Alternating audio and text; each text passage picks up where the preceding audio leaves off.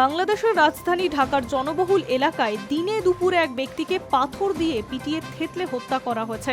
প্রাথমিক তদন্তে জানা গিয়েছে হত্যাকারীরা কোনো ঘোষিত জঙ্গি বা নাশকতাবাদী সংগঠনের সদস্য নয়। তারা বিএনপি অঙ্গ সংগঠন, ছাত্রদলের যুবদল, স্বেচ্ছাসেবী দলের সদস্য। সমাজ মাধ্যমে ঘটনার ভিডিও ছড়িয়ে পড়েছে। তা দেখে বহু মানুষ বলছে, আফগানিস্তানের তালিবান শাসনে রাজধানী কাবুলেও এমন ঘটনা ঘটেনি। তাছাড়া তালিবানরাও নিজেরা নানা অপশাসন কায়েম করলেও সাধারণ মানুষের হাতে আইন তুলে নেওয়া একেবারেই বরদাস্ত করে না।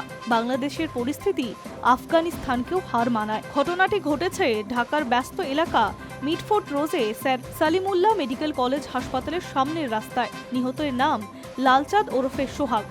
বছর ৩৯-এর এই যুবক পেশায় ব্যবসায়ী। ঢাকা মহানগর পুলিশ জানিয়েছে, দাবি মতো চাঁদ না দেওয়ায় ওই ব্যবসায়ীর উপর হামলা করা হয়। বিএনপির সমর্থকেরা দলবদ্ধ হয়ে মব সৃষ্টি করে ওই ব্যবসায়ীকে পিটিয়ে হত্যা করা হয়।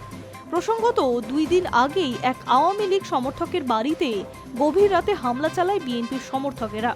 তারা মাঝবয়সী ব্যক্তিকে বলে, তুই আওয়ামী লীগ করিস, ২০ লক্ষ টাকা দে, না হলে পুলিশকে দিয়ে তোকে গ্রেফতার করিয়ে দেব। আক্রান্তের পরিবার মাঝরাতে আত্মীয় স্বজন এবং পাড়া প্রতিবেশীর কাছ থেকে ৫ লক্ষ টাকা ধার করে দিলে তবে বিএনপির সমর্থকেরা শান্ত হয়। পরে তাদেরকে বাড়ি ত্যাগ করতে হয়। ঢাকার কোতোয়ালি থানার ওসি মোহাম্মদ মনিরুজ্জামান জানান, নিহতর বোনের অভিযোগের ভিত্তিতে ১৬ জনের বিরুদ্ধে মামলা রয়েছে। ৪ জনকে গ্রেফতার করেছে পুলিশ। ধৃতরা বিএনপির সক্রিয় কর্মী। স্বভাবতই এই ঘটনায় বিএনপির নেতৃত্বরা চরম অস্বস্তিতে পড়েছে। গত বছর আওয়ামী লীগ সরকারের পতনের পর থেকেই বিএনপির কর্মী সমর্থকেরা চাঁদাবাজি সিন্ডিকেট রাজ কায়েম করছে। আওয়ামী লীগ ময়দানে না থাকায় তারা একতরফা সন্ত্রাস, চাঁদাবাজি চালিয়ে যাচ্ছে। দল বহু অভিযুক্তকে গ্রেফতার করলেও পরিস্থিতি নিয়ন্ত্রণে আনা যায়নি। ঢাকার এই ঘটনায় বিএনপি নেতারা অত্যন্ত বিব্রত। ব্যবসায়ী ও বণিক সমাজেও খারাপ বার্তা যাবে বলে মনে করছে দল। সমস্ত দল এই নৃশংসতার হত্যাকাণ্ডের চরম নিন্দা করছে। এই ঘটনায় পুলিশ জানিয়েছে, নিহত লালচাঁদ ঢাকার রজনী বোস এলাকার ভাঙা জিনিসপত্রের ব্যবসা করতেন। তার ব্যবসার অবস্থাও ছিল ভালো।